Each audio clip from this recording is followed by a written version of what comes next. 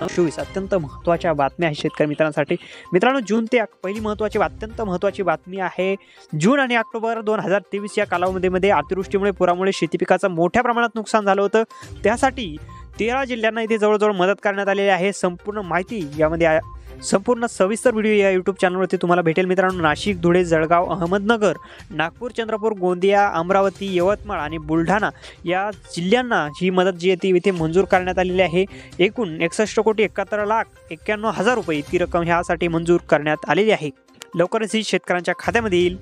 मित्रांनो, पुढील अत्यंत महत्त्वाची बातमी प्रधानमंत्री फसल विमा योजनेअंतर्गत मित्रांनो खरीप हंगाम 2022 करता 2,93,99,316 रुपये इतकी रक्कम विमा कंपनी वितरित करण्यासाठी आज राज्य शासनाने इथे मान्यता देण्यात आलेली आहे। अतिशय महत्त्वाची अपडेट आहे आणि ही जी रक्कम आहे ती फेब्रुवारीच्या पहिल्याच आठवड्यात देण्यात येईल असं यामध्ये सांगण्यात आलेलं आहे। या मित्रांनो, राज्यात राबवल्या जाणाऱ्या ज्या 5ही कंपन्या आहेत त्या 5ही कंपन्यांच्या मार्फत हा पीक विमा देण्यात येईल असं यामध्ये सांगण्यात आलेलं आहे। कापूस उत्पादक शेतकऱ्यांसाठी महत्त्वाची बातमी, किमान आधारभूत दराने खरेदी केलेल्या कापसाची रक्कम शेतकऱ्यांना अदा करण्यासाठी महाराष्ट्र राज्य सहकारी कापूस उत्पादक पणन महासंघास दुरावपट्टी बिनव्याजी कर्ज मंजूर करण्याबाबत राज्य शासनाने आज इथे जी.आर काढलेला आहे।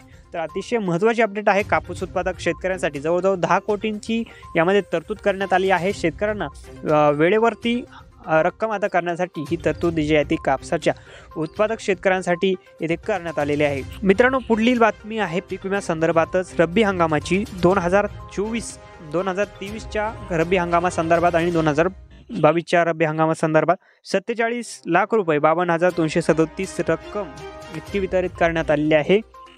यासाठी मंजुरी देण्यात आली आहे। आणि मित्रांनो, ही जी रक्कम पाहिली तर आपण 5ही कंपन्यांच्या मार्फत ही शेतकऱ्यांच्या खात्यावरती इथे देण्यात येईल। अतिशय महत्त्वाची अपडेट आहे, संपूर्ण महाराष्ट्रासाठी अपडेट आहे। अतिशय महत्त्वाची ही शेतकऱ्यांसाठी बातमी आहे। तर मित्रांनो, पुढील महत्त्वाची बातमी आहे रेणापूरमध्ये शेतकऱ्यांचं जागर गोंधळ आंदोलन सुरू करण्यात आलेलं आहे। वाशिममध्ये पीक विमा कंपनीचं कार्यालय सुद्धा यामध्ये फोडण्यात आलं आहे। शेतकऱ्यांकडून अतिशय आक्रोशामध्ये हे आंदोलन करण्यात आलेलं आहे। पीक विमा अजूनपर्यंत सुद्धा शेतकऱ्यांसाठी खात्यावरती आलेलं नाही 2023चा, यासाठी शेतकरी रस्त्यावरती उतरलेला आहे। जागरण गोंधळ आंदोलन त्यासोबतच तोडफोड सुद्धा शेतकऱ्यांनी कार्यालयाची ते पीक विमा कंपन्याचे कार्यालय जी करण्यात आलेले आहे। मित्रांनो, शेवट बघणार आहोत आपण शेवटची मित्रांनो बातमी उत्तर भारतामध्ये हवामान अंदाज। उत्तर भारतामध्ये हिमवर्षाचा अंदाज आहे। राज्यामध्ये सकाळी थंडीचा कडाका कायम राहील हाही हवामान विभागानं अंदाज इथे वर्तवण्यात आला।